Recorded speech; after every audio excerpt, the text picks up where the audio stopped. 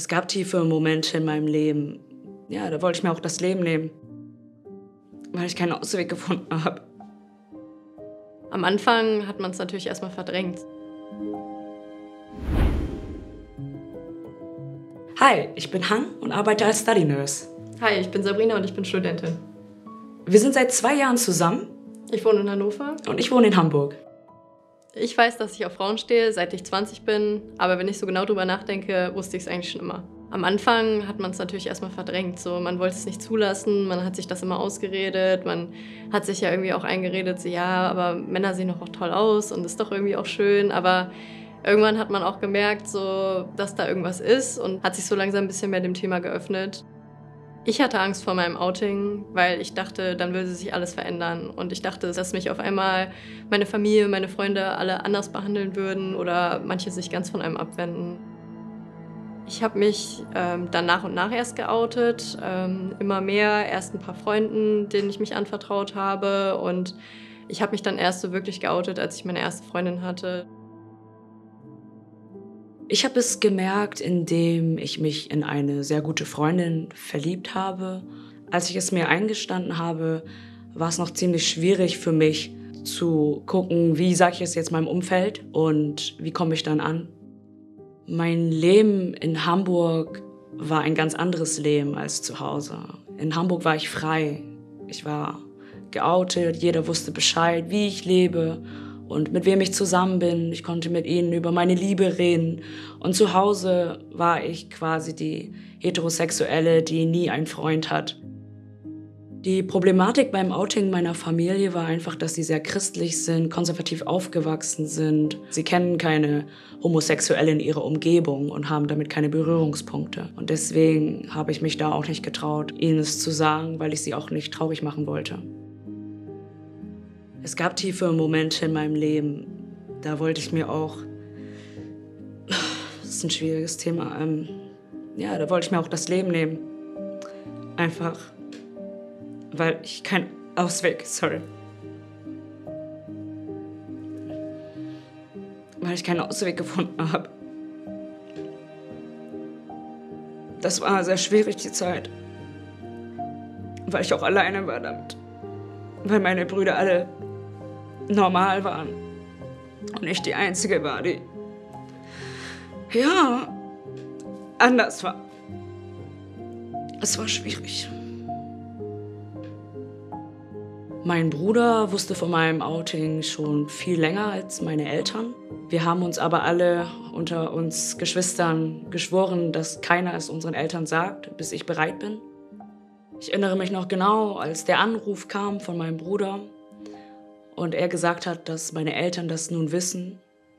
Da habe ich einfach nur ins Telefon geschrien und meinte, nein, das ist nicht wahr. Ich hatte sehr, sehr Angst, mit ihnen zu sprechen.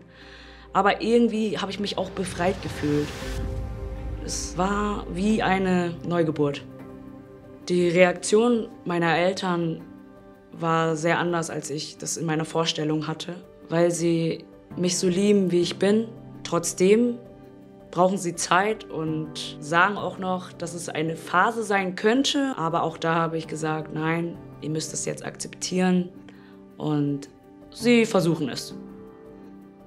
Im Nachhinein bin ich meinem Bruder sehr, sehr dankbar. Ich sage es ihm auch heute noch, denn ohne ihn hätte ich mich wahrscheinlich immer noch nicht geoutet. Das Outing war so besonders für mich, dass ich das Datum sogar habe stechen lassen. Das, was ich der Welt mitgeben möchte, ist einfach, es gibt so viele, die das durchmachen, was ich durchgemacht habe. Und ich wünsche es einfach niemandem und ich weiß, dass sie Angst haben. Aber sie sollen einfach darauf vertrauen, dass die Eltern einen lieben. Jeder, der sich traut, der wird ein besseres Leben haben und ein sorgenfreieres. Die Erfahrungen mit meinem Outing haben mich in der Weise geprägt, dass ich mir gewünscht hätte, dass ich es viel früher zugelassen hätte. Dass ich es viel früher eigentlich schon wusste, aber es immer verdrängt habe.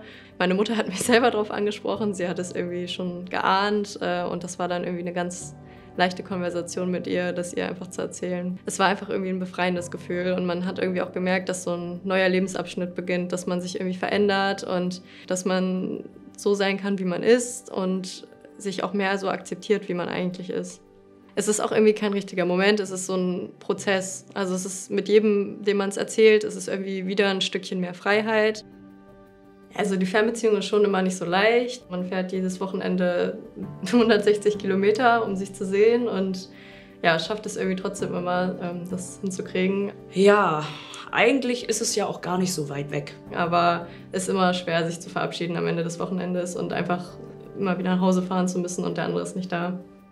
Ich finde es tatsächlich schön, dass wir jeden Abend telefonieren. Also jeden Abend, wenn wir nicht wirklich unterwegs sind, telefonieren wir zum Einschlafen und haben dann so irgendwie die Nähe, die man vielleicht sonst nicht hat und sich immer irgendwie guten Morgen wünschen, immer diese Routinen zu haben und einfach irgendwie dem anderen auch das Gefühl geben, dass man den anderen vermisst. Finde ich immer schön. Ja, wenn wir uns sehen, dann sind wir sehr unternehmungslustig, sind gerne draußen, weil wir einfach Freigeister sind, Sport machen. Feiern gehen, Musik machen, mit Freunden treffen, Cocktails trinken. Und tanzen. Ich liebe tanzen. Ich liebe besonders an Hang, dass sie mich immer zum Lachen bringt, dass sie sehr extrovertiert ist und irgendwie das Gegenteil von mir ist und mich immer aus meiner Komfortzone bringen kann und mir neue Seiten des Lebens zeigt.